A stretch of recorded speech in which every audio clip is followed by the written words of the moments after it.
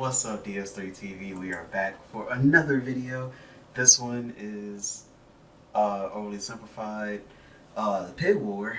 I know they came out with this video kind of long ago, at almost the start of the month, but I was dealing with like finals and stuff like that. And, just getting some work, like getting a lot of work in. So didn't have a lot of time until now.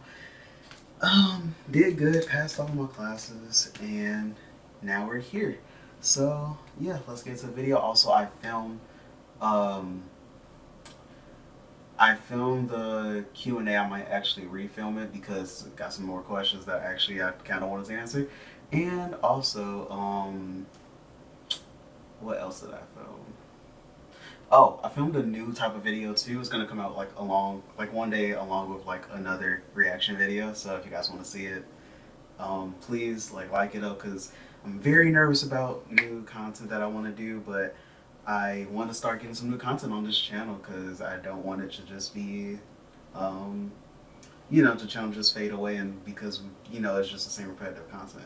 But I know that you guys did follow me for a reason, so reaction videos probably won't be going anywhere. They're just at a certain point, I probably will do my reaction videos more like how PewDiePie does his, because I am I am looking for editors and stuff like that for this channel and my other channel. That's a movie review channel, so I'm looking for that.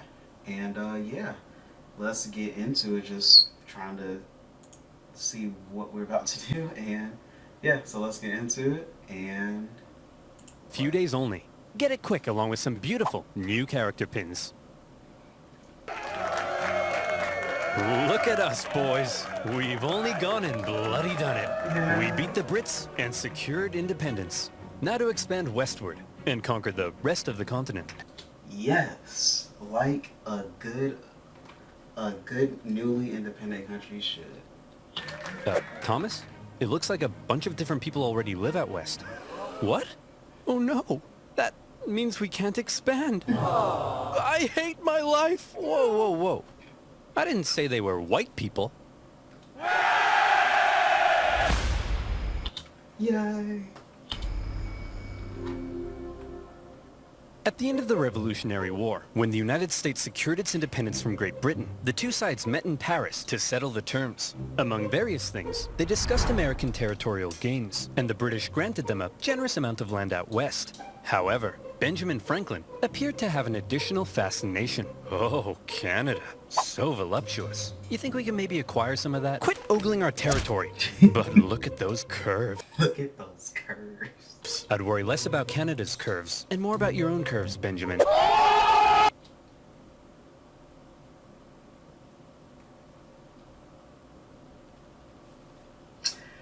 That was a good one. That was a good joke. Honestly, best comeback of the century. Probably of the next 3 centuries. It's fine. Many in America suggested that one day, the Canadian colonies should become a part of the United States. In response, Britain suggested that many in America should shut the hell up. Well, if Britain wasn't going to give up Canada, then the two sides had to agree on where to put their border.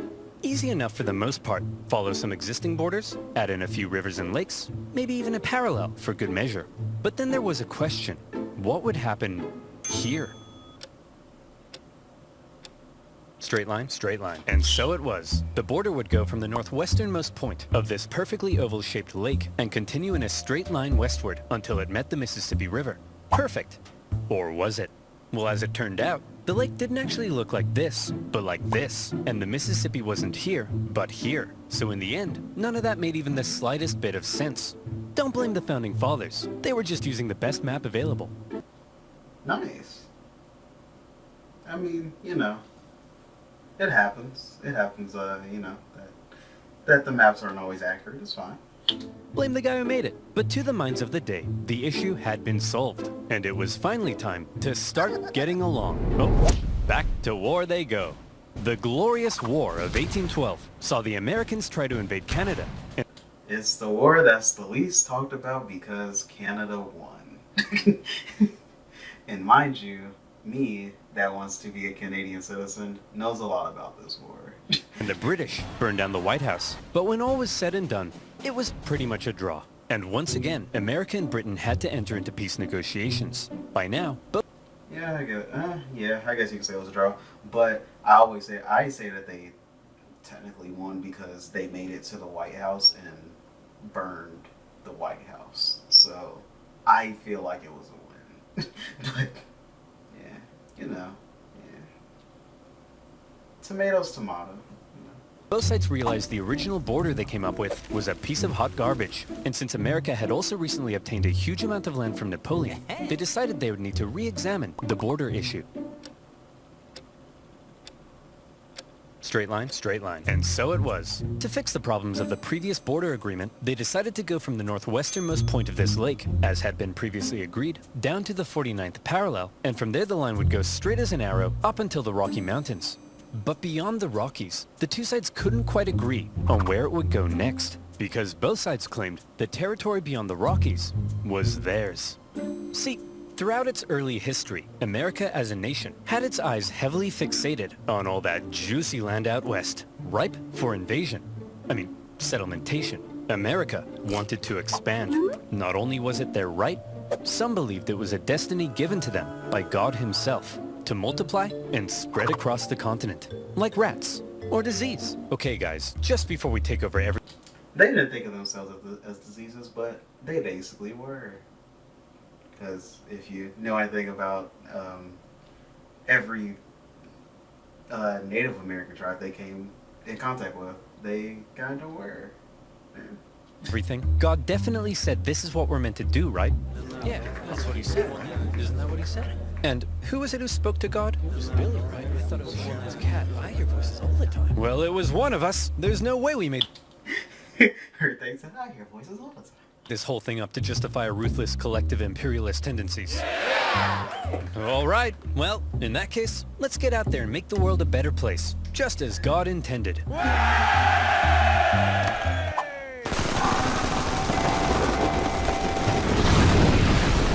This belief in divinely destined expansion would later be given its very own name, Manifest Destiny. But America wasn't the only one interested in controlling the Western territories. At the time, Canada was made up of a number of colonies, collectively referred to as British North America.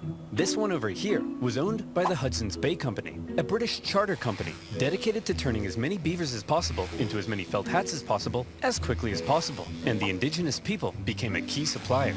As a result, the British were also eager to control the land out west and secure that region's valuable resources, and in particular, the Great Columbia River was deemed vital to the beaver business. So when it came to the question of what would happen to the border beyond the Rockies, the conversation went a little like this. The line should keep going straight because we're manifestly destined to gain the entire North American continent. No, we need this river so we can keep scalping beavers. Look, why don't we just draw the border along the river? That way we both have access to it. Well, that would be a completely fair compromise that protects the interests of both parties.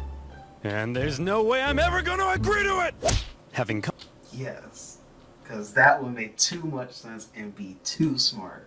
Come to a roadblock. Both sides simply agreed that for now, they would jointly occupy the Northwestern Territory. They were both free to settle and trade there.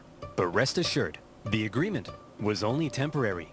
Eventually somebody would get their way. Listen, Yank, we can jointly occupy this land, but I ain't sharing anything else. I don't want to see you using my toothbrush. I don't want to catch you wearing my underwear. And I don't want to catch you using my computer and selling my data to advertisers. Well, then you, my friend, should use NordVPN. What the fuck? Do you like giving straight... I'm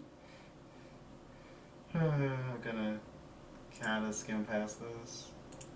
.com/oversimplified to get a 2-year plan with a huge discount, plus an additional month for free. And as always, you'll be supporting my channel. So thank you. Now where were we? Honestly, yes. I mean, you know, as always, support the channels that I watch on here. Because we all are trying to just, you know, make a little bit of money to get by. You know, we want to make videos for you guys to make you guys happy and, you know, kind of, you know, be a good, good distraction from, like, you know, like from everything else going on in your life. But you know, we kind of, you know, we do need to make money too. Uh, to, you know, like at least to make the videos into at least to make the videos and, you know, for some people to actually survive. So yeah, definitely do that. Oh yeah. Bickering over boundaries, manifesting destiny, and a joint occupation of Oregon. And one man living here who felt the territory should be British was James Douglas, the Hudson's Bay Company's no-nonsense chief factor at Fort Vancouver. Ah, what a beautiful, unspoiled corner of the British Empire. I've got my spotted dick, my Spice Girls fan club membership, and an unrelenting negative outlook on life that affects everyone around me. What are you looking at, Stephen? Yes, truly British.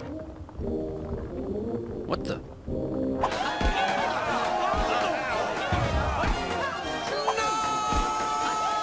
The problem for men like Douglas was that many Americans had already begun streaming up the Oregon Trail. Gun-slinging, howdy neighborin', diarrhea having. By the thousands, they were pouring into the Oregon Territory in search of land to settle and farm. This, however, crowded out the fur trade, and eventually, a very bitter Douglas and the other Hudson's Bay traders at Fort Vancouver were ordered to relocate north to a new base of operations. But the Americans keep coming and they don't stop coming. Hopped in their wagons and they hit the ground running. Didn't make sense to keep sharing Oregon when they outnumbered the Brits more than 6-1. And suddenly, the whole joint occupation deal was being called into question. Newly elected President Polk maintained that America had an obvious claim to the entire region, even implying a possible war with Britain. Fiery language from U.S. senators declared that American rifles would annihilate the Hudson's Bay Company in Oregon, and America even gave Britain notice that it was pulling out of the joint occupation agreement. The British were alarmed as the two sides stood on the brink of war. But in the end, neither truly wanted to fight. The British favored maintaining good economic relations, while the Americans had already gotten themselves into a war with Mexico. So they wouldn't want to fight a war on both sides because, I mean, we've seen how that works in the past and it always fails, so yeah. So after a bit of back and forth, the British finally said, fine, you wanted a straight line? There's your straight line. And so, the agreement was made. The border would continue directly to the Strait of Georgia, but because the British insisted they keep Vancouver Island, it would then move south through the center of the channel and on to the Pacific Ocean. Finally, the issue of the northwest border had been solved.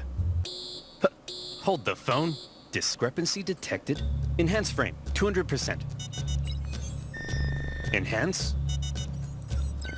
Enhance. Oh, too far. Perfect. Now, show me the exact wording of the treaty. The line of boundary goes to the middle of the channel, and thence southerly through the middle of said channel? But there's loads of channels. So, you tell me, dear viewer, which channel is the treaty referring to? And therefore, who owns these islands? Is the wording of the treaty maybe a little too vague? Well, that's a lot of treaties were vague. I'm about to say a lot of law documents at that time were vague, it seems like. Pretty funny to me, though. Exactly the problem encountered by the people living in the area. The British insisted that the channel intended by the treaty was the Rosario Strait, and therefore the islands were British. The Americans, on the other hand, argued that the intended channel was the Harrow Strait, and therefore the islands were American. At times, the debate became rather heated. Even the individuals who negotiated and signed the treaty at times didn't seem entirely sure which channel the treaty meant, and representatives from the Hudson's Bay Company begged them to make it clearer. But thousands of miles away, the people in power simply had more to worry about than some tiny islands in the middle of nowhere. Order! Order! Shut up! All right, listen up. We got a lot to get through. The 7th Earl of Gissingham says he encountered a foul beast in the fields of Upper Fardingdom late last night and put this sketch together? That's a poor person, Darren! Ugh, next, Lord Piddlingham says he has a new mole on his backside? How is that parliamentary business, George? Oh, some islands in the Pacific Northwest are in dispute and could lead to a war with America? Boring! Fine, let's take a look at that mole, George. He looks so concerned. So embarrassed. I love it. And so, for now, the islands were simply held in dispute. Were they British or were they American? I'm sure this conflict won't cause anyone to die. And one man who thought the islands were undeniably British was James Douglas, now the governor of Vancouver Island. He had already once had American settlers encroach on his territory and force him to move. And by golly, he wasn't going to let it happen again. As far as he was concerned, those islands were not only British, but prime agricultural land. And given the chance, those glubby Yanks wouldn't hesitate to start pitching flags with their glubby little hands. And so, he came up with a plan.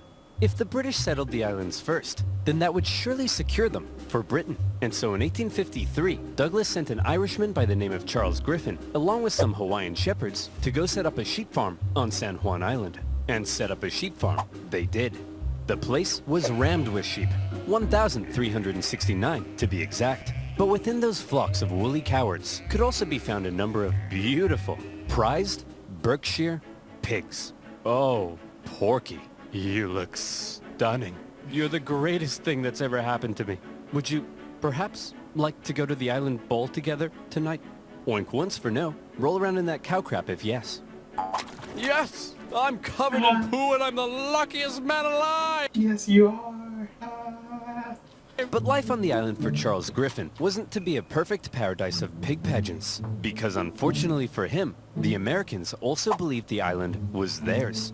One day, in 1854, an American customs collector was sailing around the islands on the outlook for bands of native tribesmen when he spotted something. Aha! I've got you now, you savages. Over yonder. Those are sheep, sir. Sheep, you say? What are they doing here? Let's go and negotiate with them. Negotiate with sheep? Are you crazy? I'm perfectly stable, you rat bag! Call me crazy again and I'll eat your heart! Okay. Okay. Nobody calls you crazy again. It's fine. It's fine. Hello, good Hi. sir. Hi. We request to speak with your leader. Out of my way. Allow me to parley with this foul beast.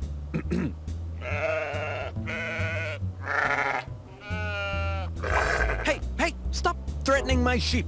Your sheep? You mean to tell me that you, a British subject, have illegally imported these sheep into American territory? I'll have you know that you, an American, are currently trespassing on British territory.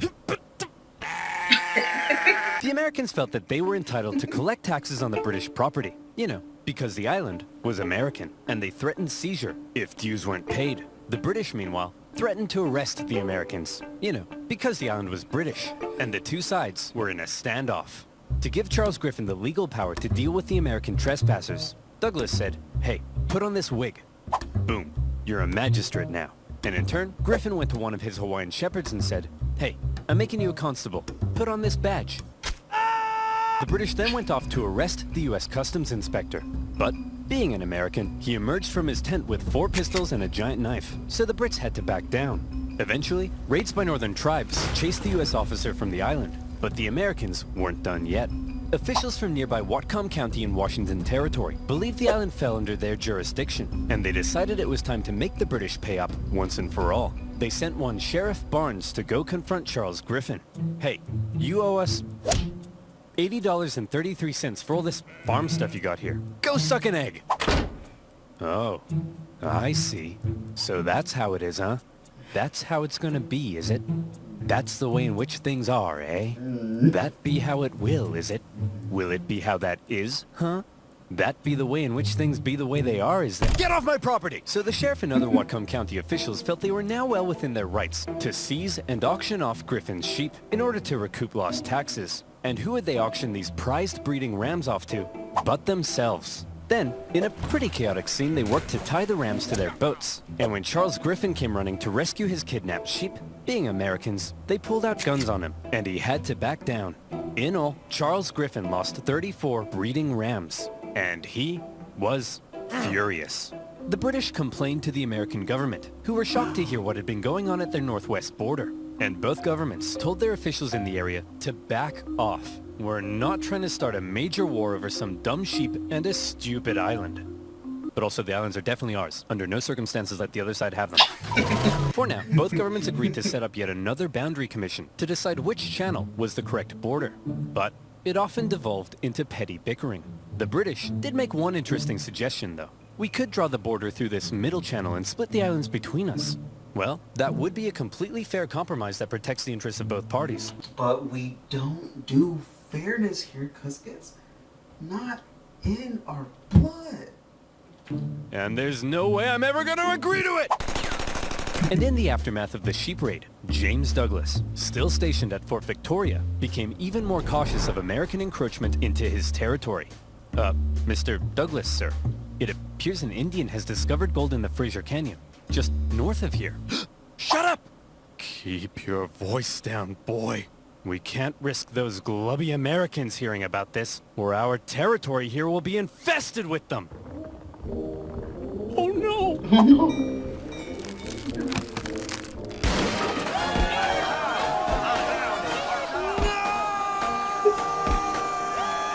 The Fraser Canyon gold rush attracted a heap of Americans to the region. Some got lucky. Most did not.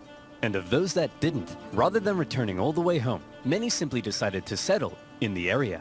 And in particular, the juicy green pastures of San Juan Island were rather appealing. Believing the island was American territory, around a dozen American settlers moved there in the late 1850s. One of them was a man named Lyman Cutler, a young man in his mid-20s, and lazy as pie. He didn't want to have to clear a space in the forest to build his home, so he said, I'll just build my cabin right in the middle of this British sheep run. I'm sure that won't make anyone mad. When he planted potato seeds in his garden, rather than building a nice protective fence around them, he said, I'll just fence in 3 sides and hope all these British farm animals have a moral compass and respect my property rights. Yeah. Griffin's pig was a Berkshire, well known for rooting, and Lyman's fairly pathetic fence made for a bad combination.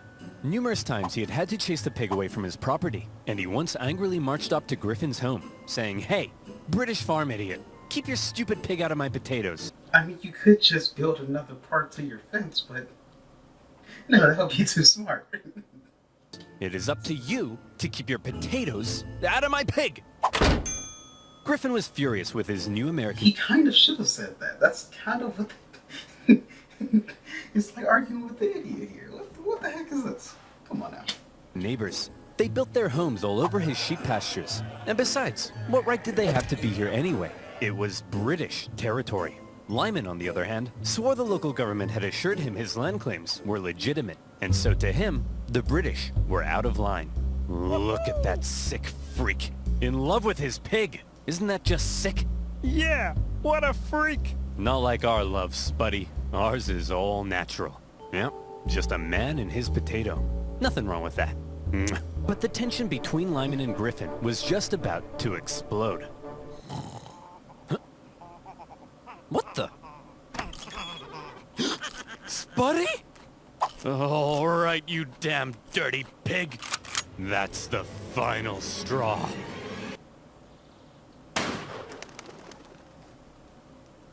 Lyman shot the pig. After taking a second to calm down, he felt bad about murdering Griffin's prized boar. So he went to him and said, Hey man, look, I kinda just killed your pig. It was eating my potatoes again and I don't know, man, I just... The man just saw red. He's gonna try to kill you now. He's gonna end you now. I kinda just killed your pig. Killed your pig. Killed your pig.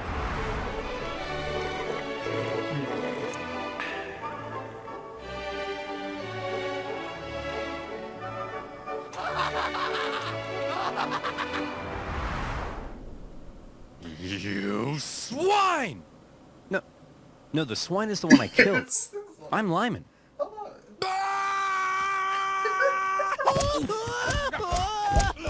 Griffin demanded Lyman pay $100 for the loss of the pig, an outrageous sum at the time. Obviously, Lyman refused, threatening to shoot any more animals that dared enter his property, even threatening to shoot Griffin himself. Ooh, that's insane. Griffin complained to James Douglas. British officials went and confronted the pig killer. Again, they insisted he pay up, and if he didn't, Lyman claimed they threatened to arrest him and take him back to Victoria. British officials arresting an American on American soil and trying him under British law? Now that's controversial. And it's a controversy that attracted the attention of an American general in charge of the Department of Oregon, one William S. Harney. This guy, General Harney, had a reputation He's the kind of guy who invades Mexico without orders, wasting valuable resources and creating an embarrassing situation for everyone involved. He's the kind of guy who has one of his own men arrested for writing the wrong header on a report. He's the kind of guy who finds a dog digging up his yard and then chases it for 1.5 miles just to give it a beat. So he's just a plain out, like, idiot. Like, that's what I'm getting from this. He hated superiors, hated being told what to do, and had been court-martialed 4 times for disobeying orders. Contemporaries describe... I thought they would just kick you out after like 1 or 2. Okay. I mean, I guess if they don't kick you out, keep going, I guess. ...him as an imbecile. Alright, we're back into it. Had changed out the battery, but we're all good now. And yeah, let's get back into the video. And we left off on this person here, the head of the Department of Oregon. So this, you know, as they label him, an imbecile. So yeah, let's get back into it. And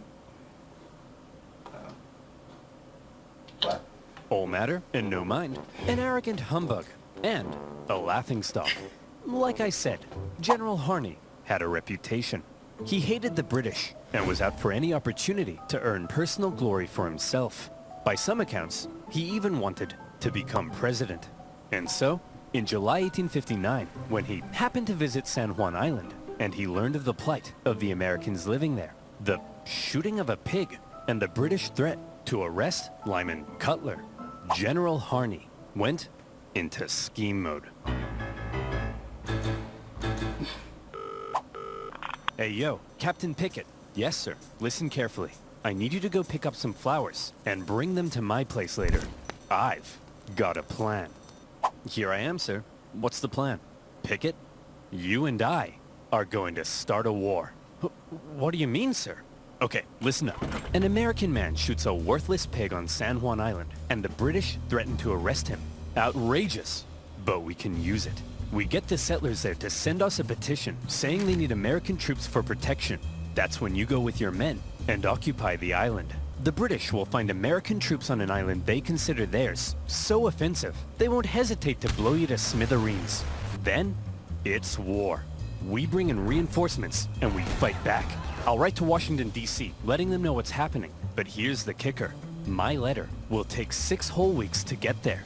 Before the government even gets a chance to respond, telling me I'm an idiot and ordering me to cease fire, the island will be ours. Hell, we could even invade Vancouver Island or British Columbia. It's foolproof. Wow, very impressive, sir. But I gotta ask, why? Well, I'll level with you, Pickett. Historians still contest exactly what it is I'm trying to do here. It's possible I'm trying to expand America's territory. Maybe I'm trying to play the hero so I can become president. Some have even suggested that since I'm a slave-owning Southerner, I may be trying to create a diversion to help the South secede in the upcoming Civil War. But if there's one thing that almost everyone can agree on, it's that I'm an idiot. I see. But hold on, what'd you tell me to bring flowers for? Because, Pickett, they're pretty and I like them! There are also historians who believe that Harney and Pickett had no secret plan at all, and were not scheming masterminds, but simply hot-headed buffoons, genuinely outraged at the audacity of the British, and trying to protect American citizens. But the fact of the matter is, Pickett took the very controversial and extremely provocative act of landing American troops on disputed territory. He set up his camp in a very exposed position and erected a very provocative sign proclaiming that only American laws applied on the island. It was almost like he was asking to be fired upon. Or, again, maybe he was just an idiot. When a British official sent to the island to get rid of the unruly American settlers now saw that there were American troops, he demanded they leave. He was obviously told to go suck an egg. When Douglas found out, he was enraged. To him, the American landing constituted an invasion. Harney sent a report back to the War Department in D.C., justifying his actions with exaggerated claims of British villainy. But he knew it would take 6 weeks to get there, and another 6 weeks for their reply to come back. For now, the situation was entirely in the hands of local military and government officials, and the ball was in the British court. Would the temperamental Governor Douglas and the powerful British Navy respond to the American provocation with force? Were Britain and America really about to go to war over the shooting of a pig? Well, if one man were to have his way, it's entirely possible they would. James Douglas had already had Americans force him out of Oregon. They had threatened his position in Victoria during the gold rush. Now they had invaded his island, and he had had it. It was time to turn to the Royal Navy. You, Captain Hornby, go to the island and prevent any more Americans from landing. And take this magistrate with you to arrest Captain Pickett. Use force if necessary. Just don't do anything to start a war. Wait, you want me to use force but not start a war? Oh, I'm sorry. Is that too much to ask, Princess? When Captain Hornby got to the island and saw that the American force there was even larger than expected, his concern grew. He sent word back to Douglas, who in response ordered even more ships to the island. And at this point, the naval officers were like, hey man, let's talk. They were concerned Douglas's escalation was leading them to war, and they convinced him it probably wasn't a terribly good idea to just go up to an American military captain with his armed men and say, hey bucko, you're under arrest. Please don't shoot me. Douglas gave in. To prevent any hostilities, he canceled all orders and told the Navy, for now, to simply keep an eye on the Americans. He did send one more ship for good measure. Captain Pickett, now seeing the British ships with their guns aimed directly at his exposed camp, said, see Jeff? Look at that. We're about to get blown to bits. All according to plan. Hang on. Oh crap, Jeff, we're about to get blown to bits! Run! Pickett hastily moved his camp from its very exposed position to another position, which, as it happened, was also very exposed. It probably won't surprise you to learn Pickett came dead last in his graduating class. Nearby American and British officials began showing up to ask Pickett what the heck he was even doing. Then, a bunch of tourists showed up, because a major war breaking out in their doorstep was the single most exciting thing to ever happen in any of their miserable frontier lives. One Charles Griffin was particularly unhappy. First his pig had been shot.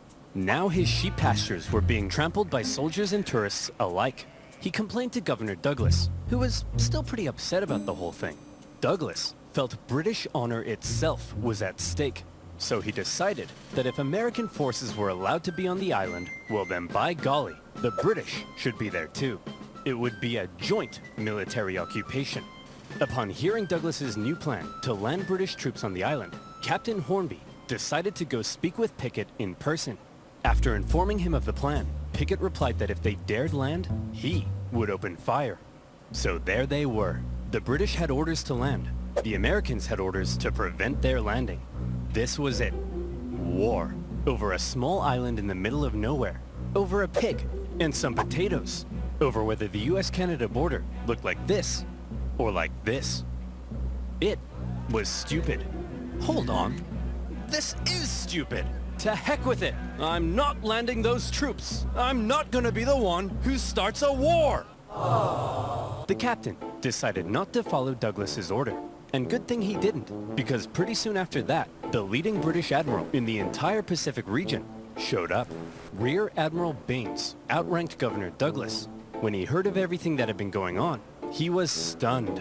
But when he heard that Hornby had refused Douglas's plan to land troops, Baines could have kissed him.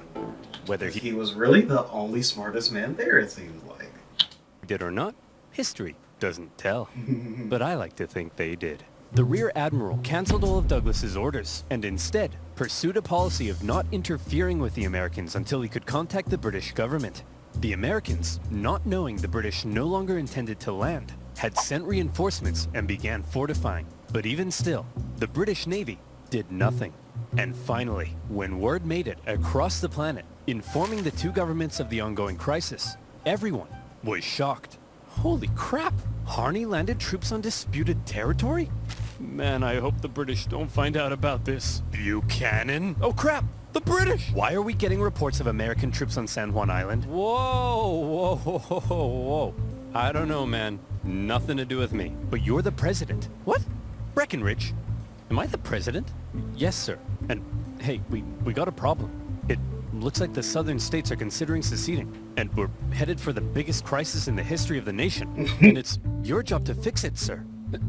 Sir? Oh no. Go away. Not the curtain again, Mr. President. I'm not here. Buchanan! Back in the Pacific Northwest, Harney was beginning to realize the government may not be terribly impressed with his reckless actions. So he began firing off even more aggressive letters, justifying what he had done. Tell him the British were sending bands of Indians to attack our men, and that they're big meanies with coal for hearts, and that they made me cry like a little girl. Wait, no, that makes me sound weak.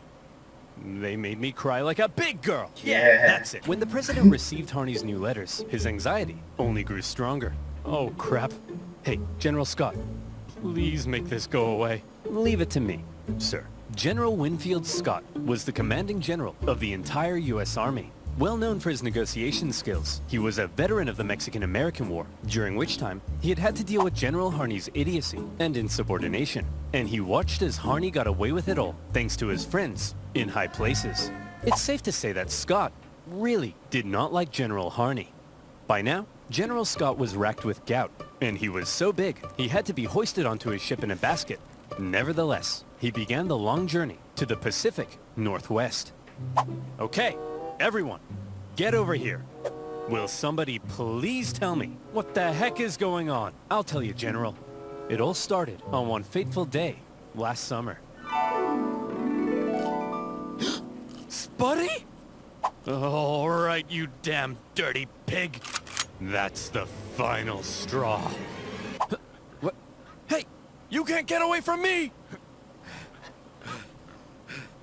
Oh, look at that pig.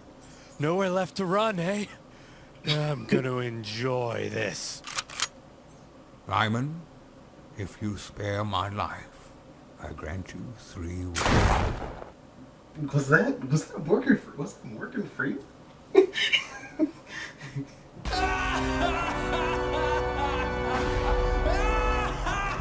So you see, General, the pig wasn't even on his property when he shot it. Liar! He's lying to you, General. I'll tell you what really happened. What a pleasant summer's afternoon here on my humble farm. It's just me and my beloved potatoes. I'm so happy. Say, Lyman, them some nice spuds you got there. Would be a shame if somebody ate them. No, not again, you beast! Leave my potatoes alone! Yeah, The voice acting skills here are going crazy. Oversimplified is literally just going crazy on the voice acting. gonna eat them, Lyman. I'll eat them, and then I'm gonna eat you. Stay back! I'll shoot! Go ahead, punk. Make my day. Shoot me! Shoot me! He made me do it! He made me do it! So you're telling me you guys nearly started a war with the strongest naval power in the world over the shooting of a pig? Yeah, now he's starting to get it. Not only the pig, sir. The British then threatened to arrest this poor, pure American soul. Thank you, General. Shut up. I don't care about you. Okay, I've made up my mind. You're an idiot. You're an idiot. You're an idiot. You're an idiot. You're an idiot. You guys are fine. And you two are the most mind-numbingly brain-dead ding-dongs I've ever encountered in all my life, and I'll see you in my office. Okay, Harney, listen. I cut a deal with the Brits. Here's how it's gonna be. Both sides will maintain a small force on the island for a joint military occupation until our two governments can decide who owns the island. Now, the only way they'd agree to that is if Pickett is removed from command, so I'm replacing him with Captain Hunt here. Now, Harney, listen to me. Do not, under any circumstances, put Pickett back on that island. Okay? I mean it, Harney. Do not order Pickett back onto the island. Understood? Yes, sir. Good. I'll see you Globos later. Is he gone? I think so. Good. Hunt, you're fired.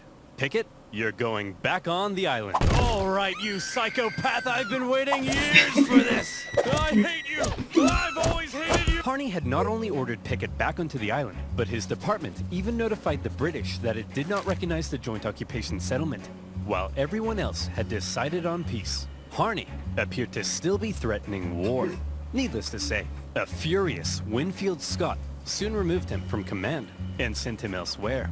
In Harney's absence, the joint occupation went ahead, and the troops actually got along together quite well. The British attended 4th of July celebrations at the American camp, while the Americans visited the British for Queen Victoria's birthday. Even Pickett became good friends with his British counterpart. War, it seemed, had been avoided, thanks largely to the level-headed actions of the Royal Navy and General Winfield Scott. Of course, the islands were still in dispute, and the question of who exactly owned them still had to be answered. Seems like an interesting question though, because yeah, where would you draw where would you draw it? You know, like if you had to draw the map, where would you draw those lines at? Because that does not look easy at all. That answer would have to wait, because while San Juan was at peace, the nation was tearing itself apart. But I mean, and I'm saying that because even if they signed, like even if they did go with the British things just to go like through that like middle channel or whatever, it still looks like that one side would have had less land than the other, and that probably would have made the other land. That would have made, because I think it was the Brits that had like less land on that, like with that anyway. They were happy with, they were okay with it, I guess. But yeah, that kind of would have been very interesting to me. Civil War broke out in 1861. The issue of San Juan just wasn't that important. Harney, despite being a Southerner, remained in the U.S. Army, but was eventually removed from command at St. Louis when his loyalty to the Union came under suspicion. More famously, Captain Pickett, a native Virginian, went on to become a Confederate general. Pickett's charge at the Battle of Gettysburg remains one of the most famous moments of the entire war and marked a major turning point. U.S. relations with Britain actually soured during the war. The British, missing their supply of southern cotton, initially looked like they may intervene on the side of the Confederacy. There was the Trent Affair, when Confederate diplomats were discovered and arrested on a British mail steamer. And then there were the British-built ships, sold to the Confederacy, that wreaked havoc on northern commerce. When the Civil War ended, furious American politicians called on the British to pay reparations. And by now, a long list of hot issues existed between them. And yes, on that list remained, 12 years later, still the issue of who owned these gosh darn islands. That issue, it was finally agreed, would be submitted to international arbitration. The Empire of Germany would decide, with the British and Americans presenting arguments. The American argument was reportedly presented with a little more pizzazz, a little more zing. And in the end, when the Germans made their decision, they awarded the San Juan Islands to the United States. When an aging Douglas heard the news, he said that there was no possible way the British argument had been presented correctly. But that was that. The British conceded, and on the 25th of November, 1872, the last British troops left the island. As the Americans entered the British camp to raise their flag, they found that the British had removed the flagpole. One last up yours to Uncle Sam. By this time, Charles Griffin had already left the island, and the Hudson's Bay Company eventually sold their sheep farm. And so, there you have it. A dangerous situation that almost brought two great powers to war, triggered by the shooting of a pig.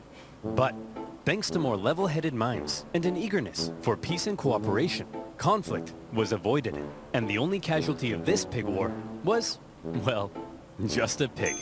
But how different could things have been? What if the British had attempted to arrest Pickett? What if they had landed troops? Could the two sides have actually gone to war? Could America have invaded Canada? Could it? I still couldn't think that America could have invaded Canada.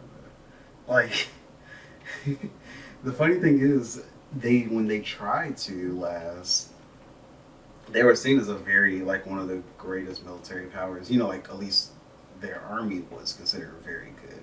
But still, they weren't able to cross the border from America to Canada. So that's what makes me think that actually, no, Canada probably would still keep what they have.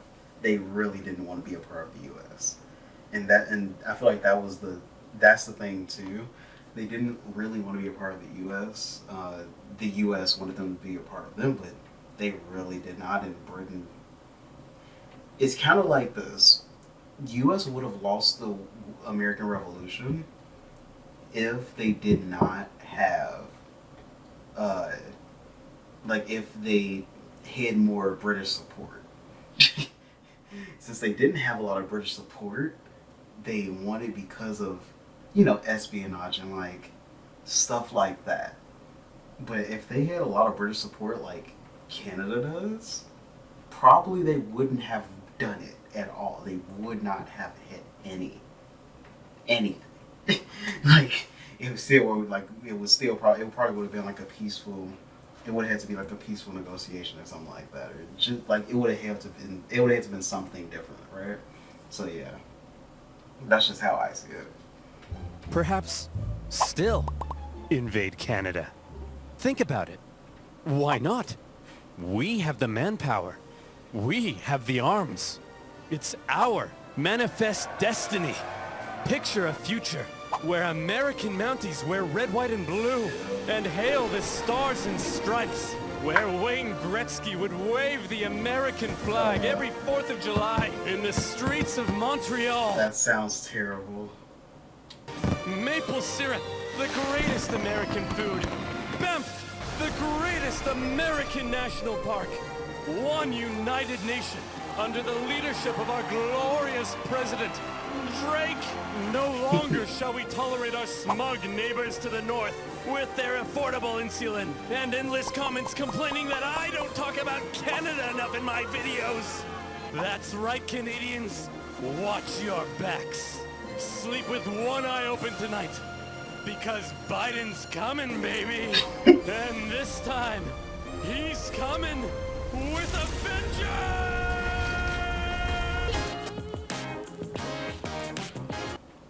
This is a. I was like that was something I never see, but it's like a. It's definitely giving me a thanks I hate it type of vibe. I don't really like it. Doesn't look good. Tell me your thoughts about the video though. It was a very that was a very interesting video. I didn't expect it to be as long because I'd seen Pig War. I'm thinking about the Emu War. Like it wasn't that much going into it, right? Like it wasn't that much. But wow, this went pretty in depth into this one. I didn't expect that. So um yeah. Talk to you guys in the next video. Maybe I'm just remembering. I could just be remembering how long the video was around too. So who knows? But yeah, talk to you guys in the next video and subscribe to the channel. Link for the original video will be in the description down below. And yeah, videos. Some the Q&A video will be coming out later this week, and other. I will say, and a new video will be coming out later this week too. So yeah, talk to you guys in the next video. Peace.